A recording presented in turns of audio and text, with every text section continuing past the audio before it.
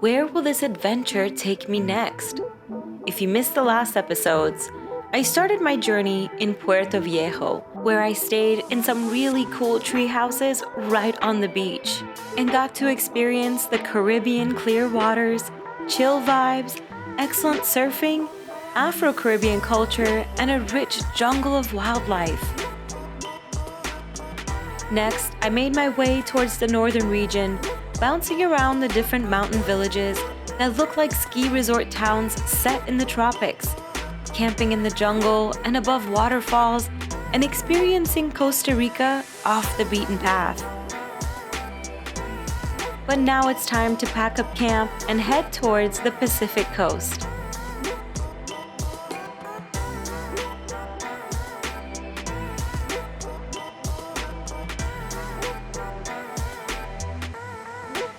So, what are we waiting for?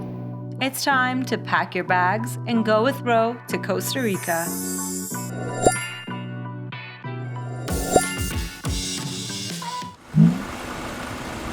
So we set out on the road, leaving Monteverde, and about 3.5 hours later, we reached the small town of Playa Flamingo. As I got into town, I immediately started noticing the differences. Unlike the Caribbean coast, this beach town is highly developed and provides travelers with high-end amenities and luxury stays.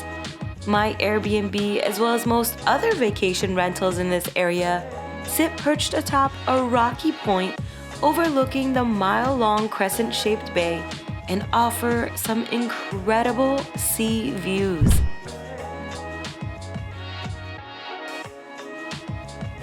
Playa Flamingo is a perfect destination for relaxing and sunbathing on the pillowy white sand until the sun goes down. And during the sunset is when you can witness an incredible phenomenon. As the sun sets and all the colors paint the sky, the fluffy white sand takes on a spectacular pink hue. And that's why it's called Playa Flamingo.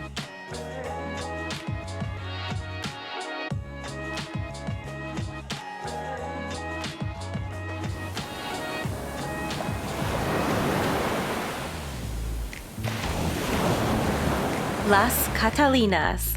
This charming, up-and-coming coastal village is tucked away in the northern Guanacaste province. This area is great for anyone looking to play in the waves, hike and experience the dry tropical forest, or even some of the best mountain biking in Costa Rica. After a quick debrief and route planning, we made our way through the windy trails and lush terrain. It's pretty much all single-track trails up through some super steep switchbacks and heart-thumping climbs with views of dramatic ocean vistas along the way.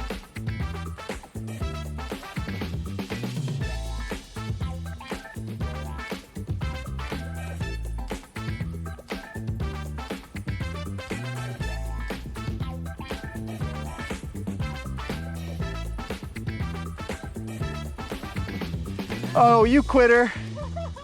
Get over the Oh, what are you doing? What are you doing? Nothing. Oh, I'm on my okay. bike. What is she doing? She's walking up the hill. If you're not an experienced mountain biker or just want to enjoy a leisurely ride, there are several different trails you can take, some easier than others. But if you're like me and you revel in the pain, you can take the more intermediate to advanced routes that take you all the way to the top of the mountain, where you're suddenly greeted with panoramic views of Las Catalinas. And then the fun part, downhill.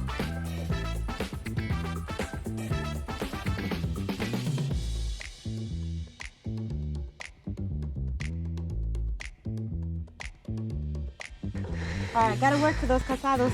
Oh yeah. That's a key word, casado.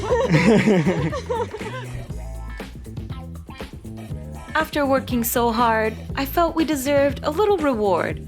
Anthony, our tour guide, introduced us to one of his favorite local watering holes, and all I can say is that I really like those little chiliwaro shots.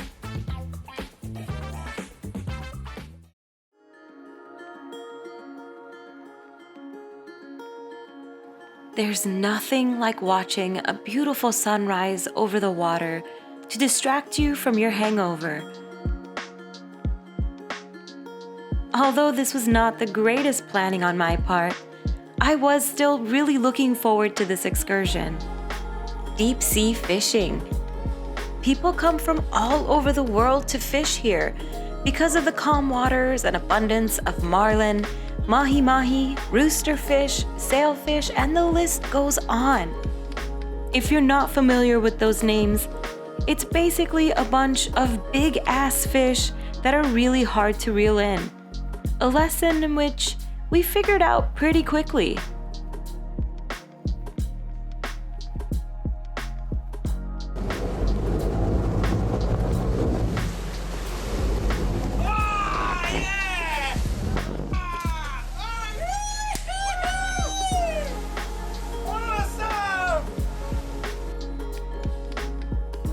Although we didn't get this beautiful marlin into the boat, it was still pretty exciting to watch.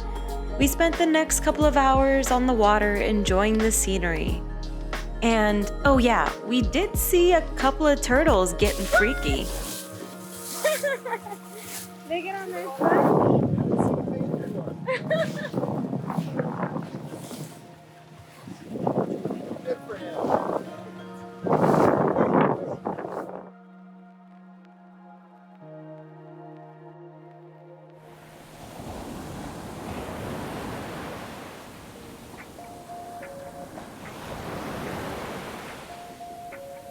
With the rest of my day open, I decided I wanted to drive back to one of the beaches I saw while mountain biking. Playa Danta and its sister beach are located back in the Las Catalinas neighborhood. With little to no waves, Playa Danta is typically a great beach for swimming and snorkeling, which is why this beach can get crowded pretty easily.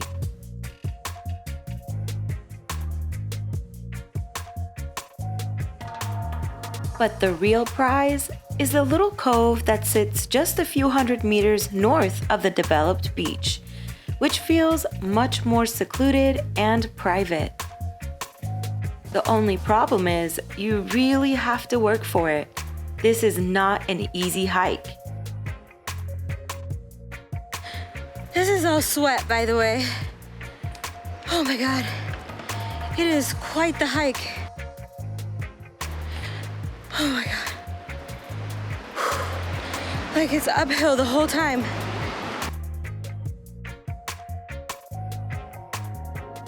But the reward is well worth the effort.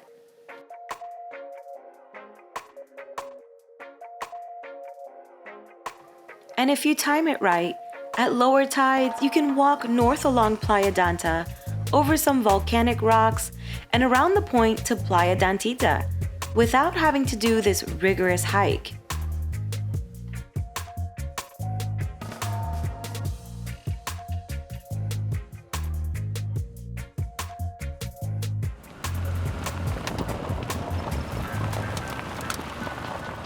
The time had finally come to check out of my Airbnb and continue my drive down the coast. With no predefined plan, I figured I would just drive, and whenever the time called, I could find the nearest beach and set up camp. And it ended up being the single greatest decision I've made this entire trip. After going way off the beaten path, through roads only accessible to off-roading vehicles and gumptuous locals, I found this incredible hidden beach, Playa Coyote. If you're looking for a remote beach away from the city, this is it. The waters are tranquil and shallow, ideal for swimming, and a perfect getaway for families and nature lovers seeking tropical beauty and relaxation.